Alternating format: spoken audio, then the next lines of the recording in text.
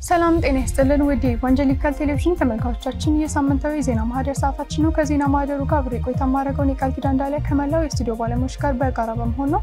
ከዜና ማህደሮቹ ጋር አብራችሁን ቆዩ። የኢትዮጵያ ወንጌል አማኞች አብያተ ክርስቲያናት ካውንስል ከሆርን ኦፍ አፍሪካ ኢቫንጀሊካል ሚሽን ኢንጌጀርስ ጋር በመተባበር የራዕይ ማካፈል መርሃ ግብሩን በሳሮ ማሪያ ሆቴል ማካሄዱን ይነገርናችሁ ባሳለፍነው ሳምንት ነበር።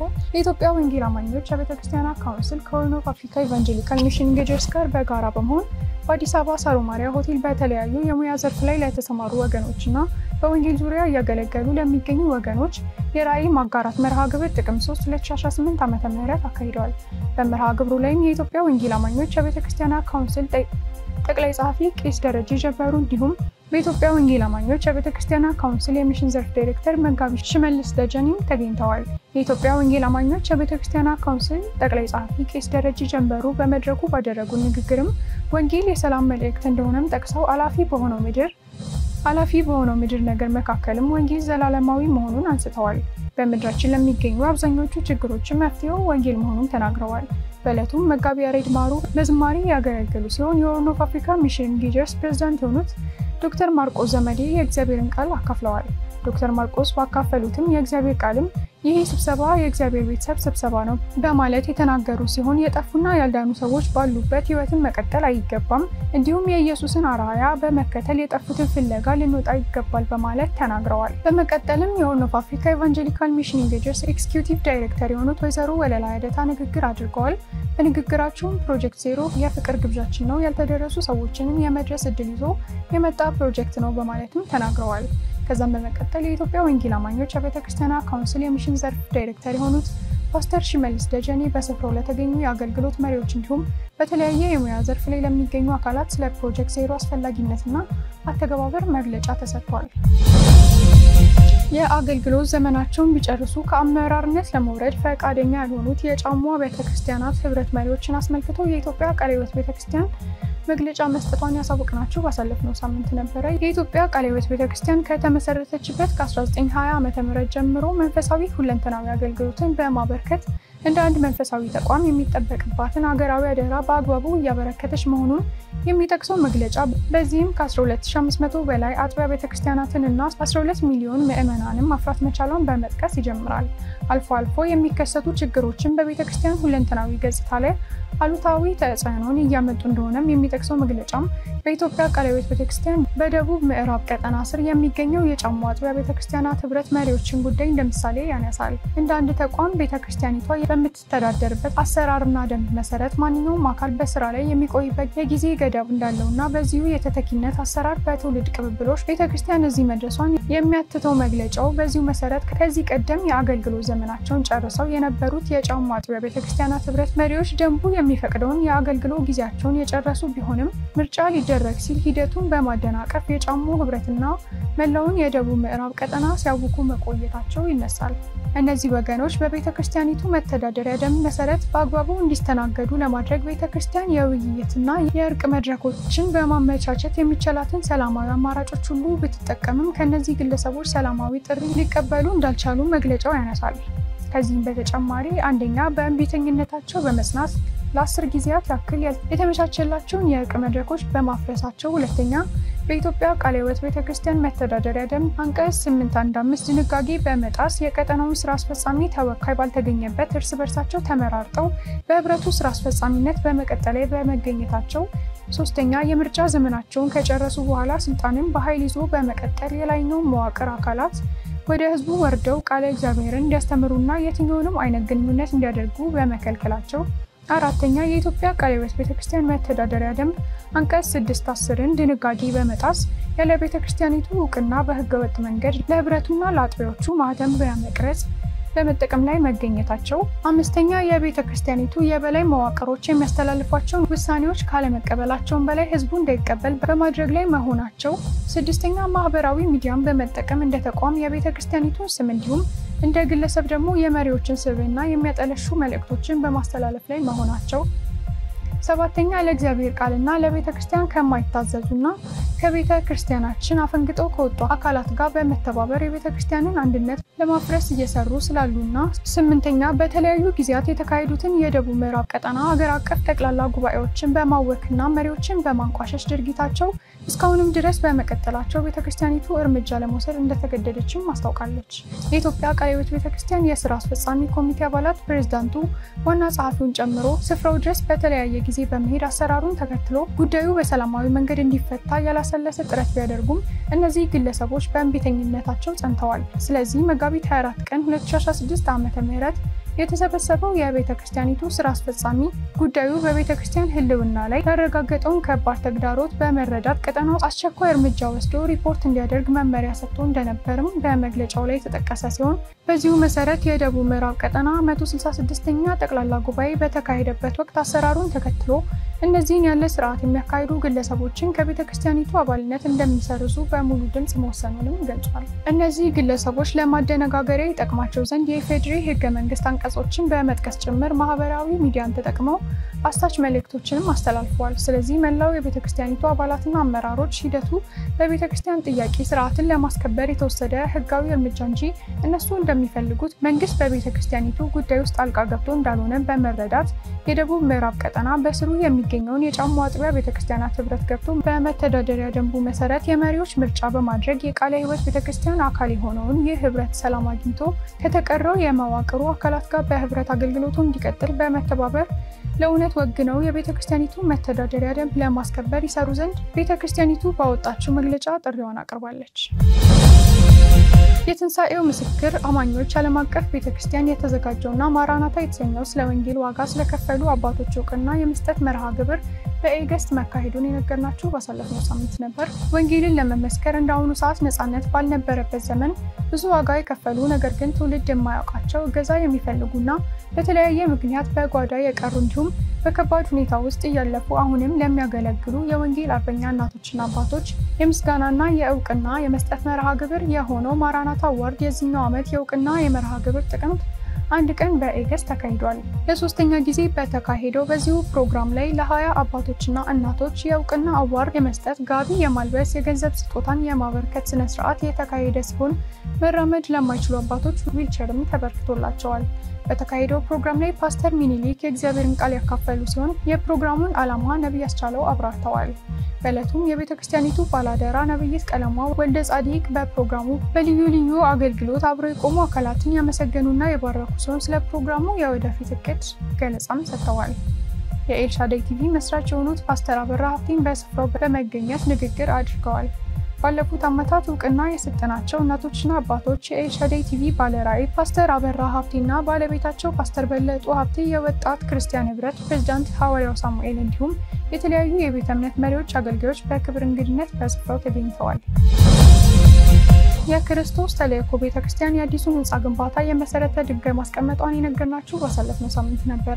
ጥቅምት 1 ቀን 2018 ዓ.ም በተደረገው መሰረት ይመጣል መርሃ ግብር ላይ የኢትዮጵያ ወንጌል አማኞች የቤተክርስቲያን ካውንስል ፕሬዝዳንት ዶክተር ጣሰው፣ የካውንስሉ ጠቅላይ ጸሐፊ ቄስ ደረጀ ጀንበሩ፣ የካውንስሉ ጽሕፈት ቤት ኃላፊ መጋቢ ጌትነት ለማ፣ የቤተክርስቲያን መሪዎችና ጥሪ የተደረገላቸው እንግዶችም ተገኝተዋል። ጥቅምት 1 ቀን 2018 ዓ.ም የፕሮግራሙ ማስጀመሪያም በጸሎትና በአምልኮ የተጀመረም ሲሆን ቤተክርስቲያኒቷ የትውልድ መሰረት መጣል የተሰጣትን ተልእኮና ራዕይ እንደምታስቀጥልም አስታውቃለች። የክርስቶስ ተልእኮ ቤተክርስቲያን በ2000 ዓ.ም ከመንግስት ዕውቅና በማግኘት ከተቋቋመችበት ጊዜ ጀምሮ ለ18 ዓመታት በአገልግሎት ላይ እንዳለችም ተገልጿል። የክርስቶስ ተልእኮ ቤተክርስቲያን ባለራዕይ የሆኑት ዶክተር ፓስተር ተስፋው ሙሉ ዓለም እንደገለጹትም ቤተክርስቲያኒቷ ሰፊ ማህበረሰብ ክፍል ለማገልገል የሚያስችላትን የራሷን የአምልኮ ስፍራ ለመገንባት እየተዘጋጀች መሆኑንና በዚህም አገልግሎት ሁሉም የበኩሉን ሊወጣ እንደሚገባም አሳውቀዋል። ቤተክርስቲያኒቷ በቦሌ ክፍለ ከተማ ወረዳ 7 በተሰጣት 2900 ካሬ ሜትር መሬት ላይ ያረፈ የአዲሱን ህንጻ እንደምትገነባም ተገልጿል። በዚህም ቤተክርስቲያኗ በብዙ ስራና አገልግሎት በዚህ ላይ መድረሷን የሚያሳይ አጭር ዶክመንተሪም ለታዳሚያን ቀርቧል። የቤተክርስቲያኒቱ አገልግሎት የከፍታ ህይወትና የስፒሪት ፊልድ ክላስ ከሚባሉ መሰረታዊ የትምህርት ስርዓቶች አገልግሎቶች ጀምሮ የወጣቶች የታዳጊዎችና የህፃናት አገልግሎቶች ድረስ የሚዘረጋ ሲሆን ፍቅር በተግባር በተባለ ቡድን አማካኝነት በሰቆጣ በአምባሲና መቀሌ ወደሚገኙ በጦርነት የተፈናቀሉ ሰዎች ድጋፍ ላይም ቤተክርስቲያኒቷ አስተዋጽኦ አድርጋለች። ሆኖም በቤተክርስቲያኒቱ ላይ ያለው ፍላጎት ከሚገኘው ቦታ ጋር የማይመጣጠን ሆኖ በመታየቱ ብዙ ጊዜ ቦታ መጨናነቅ፣ የመጸዳጃ ቤት እጥረትና በአየር ሁኔታ ላይ የተመሰረቱ ተግዳሮቶች እንደተፈጠሩም ተገልጿል። በተለይም በ2017 ዓመተ ምህረት የክረምት ወቅት የዋናው አዳራሽ ግድግዳ ወደ ውስጥ ዝናብ መፍሰሱና በበጋ ወቅት የሚፈጥረው የሙቀት ችግር አገልግሎቱን በብዙ እንደፈተነውም ተናግረዋል። የክርስቶስ ተልእኮ ቤተክርስቲያን አሁን ላይ ጥራት ያለው አምልኮ ስፍራን በ8 ወር ጊዜ ውስጥ ሰርቶ ለማጠናቀቅ መታሰቡንም ተናግሯል። አልፋ ኦሜጋ ቪክትሪ ጎስፔል ሚኒስትሪ በሐዋሳ ማረሚያ ማዕከል ከወንጌል አማኞች ቤተክርስቲያን ጋር በመተባበር በሚኒስትሪው አጋሮች ድጋፍ የተሰራውን የአምልኮ አዳራሽ ማስመረቋን የነገርናችሁ ባሳለፍነው ሳምንት ነበረ። ሪቫኑን አልፋ ኦሜጋ ቪክትሪ ጎስፔል ሚኒስትሪ ፓስተር ወንጌላዊ ምህረት እንዲሁም የሲዳማ ክልል ማረሚያ ቤቶች ኮሚሽነር ደመቀ በመቁረጥ መርቀዋል። በፕሮግራሙ ላይ የአልፋ ኦሜጋ ቪክትሪ ጎስፔል ሚኒስትሪ ፕሬዝዳንት ሚሽነር ፊሊሞን ሼባም የሚኒስትሪው ራዕይና ዓላማም ከተናገሩ በኋላ ለአጋሮቹና በማረሚያው ቤት ተክተው ያገለገሉትን አገልጋዮች ላበረከቱት መልካም አስተዋጽኦ የምስጋናና ምስክር ወረቀት ስጦታም አበርክተዋል። ከሚኒስትሪው አጋሮች መካከልም ወንጌላዊት ምህረት ብርሃንና ፓስተር ተከስተ ከነ ቤተሰቦቹም ተገኝቷል። አገልግሎታችንን ደከመኝ ሰለቸኝ ሳትሉ ለረጅም ዘመናት ከኛ ጋር የእግዚአብሔርን ስራ እየሰራችሁ ያላችሁ ስማችሁ ያልተጠቀሳችሁላችሁ እግዚአብሔር ይባርካችሁ። ሌሎችንም ይህን አገልግሎትና በጸሎትና በገንዘብ ለወንጌሉ ስራ ቀኝ እጅ እንድትሆኑ ጥሪያችንን አስተላልፈናል ሲሉም የአገልግሎቱ አስተባባሪዎችም መልእክታቸውን አስተላልፈዋል። በሐዋሳ ማረሚያ ቤት በአንድ ዓመት ውስጥ 10,000 በላይ ሰዎች ወንጌልን ሲሰሙ ከ1,000 በላይ የሚሆኑ ሰዎች ወደ እግዚአብሔር መንግስት በመፍሰስ ውሃ ጥምቀት ወስደው የክርስቶስ ደቀ መዝሙር መሆናቸውን አገልግሎቱም አስታውቋል። ሚኒስትሪው ከዚህም ባለፈ በየዓመት በዓሉ በሐዋሳ ማዕከል ማረሚያ ቤት ለሁሉም ታራሚዎች ማዕድ ማጋራት አብራቸው እንደሚያሳልፉም አስታውቀዋል። በአዲስ አበባና በአካባቢው ቀጠና 2 የደቡብ ምዕራብ ህብረት ወጣቶች ሰልፍ ለመሪዎችና እጩ መሪዎች ስልጠና መስጠቱን የነገርናችሁ ባሳለፍነው ሳምንት ነበር። በአዲስ አበባና አካባቢው ቀጠና ቃለ ሕይወት የደቡብ ምስራቅ ህብረት ወጣቶች አገልግሎት ዘርፍ ጥቅምት 1 2018 ዓመተ ምህረት በአመቱ ሁለተኛ ጠቅላላ ጉባኤ በህብረቱ ለሚገኙ የ25 አጥቢያ ቤተክርስቲያን ወጣት መሪዎች እንዲሁም የወጣቶች አገልግሎት ስር የሚገኙ የአገልግሎት ዘርፎችን የሚመሩ መሪዎችና በሚቀጥሉት የምርጫ ጊዜያት እጩ ሆነው ለሚቀርቡ መሪዎች በአጠቃላይ 200 ለሚጠጉ መሪዎች ስልጠና በጸጋ ቃለ ሕይወት ቤተክርስቲያን ተሰጥቷል።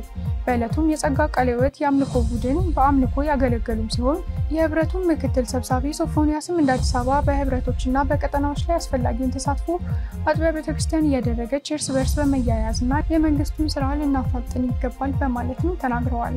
በመቀጠልም በዕለቱ ስልጠናውን የሰጡት መጋቢ አበራ በአስተምህሮ ጥራት ቅይጣዊነትን ለመከላከል በሚል ርዕስ ስልጠናም ሰጥተዋል። በስልጠናውም የጤናማ አስተምህሮ ምንነት በሰፊው መነሳቱን ተገልጿል። በማጠቃለያቸውም ቅይጥነትን ለመከላከል መጽሐፍ ቅዱስን ማንበብና እንደ ቃሉ መኖር አስፈላጊ መሆኑን ተናግረዋል። የመሰረተ ክርስቶስ ሴሚናሪ የድሬዳዋ ካምፓስ ተማሪዎችን ማስመረቁን የነገርናችሁ ባሳለፍነው ሳምንት ነበር። የመሰረተ ክርስቶስ ሴሚናሪ በድሬዳዋ ካምፓስ በስነ መለኮት የዲግሪ መርሃ ግብር ያስተማራቸውን 30 ተማሪዎች ጥቅምት 2 2018 ዓ.ም አስመርቋል።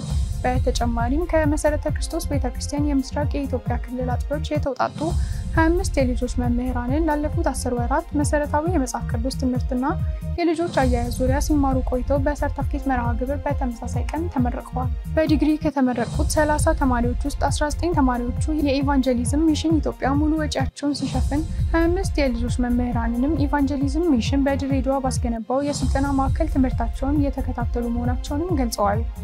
የኢቫንጀሊዝም ሚሽን ኢትዮጵያ በድሬዳዋ ባስገነባው በዚህ የስልጠና ማዕከል የተለያዩ መንፈሳዊ አገልግሎቶችና ማህበራዊ ስራዎችን እየሰራ የቆየ ሲሆን ባለፉት ዓመታትም በስልጠና ማዕከሉ ከድሬዳዋና ከሌሎች የመሰረተ ክርስቶስ ክልሎች በርካታ የቤተክርስቲያን መሪዎች፣ የወንጌል አገልጋዮች የአቅም ግንባታ ስልጠናዎችን ወስደዋል።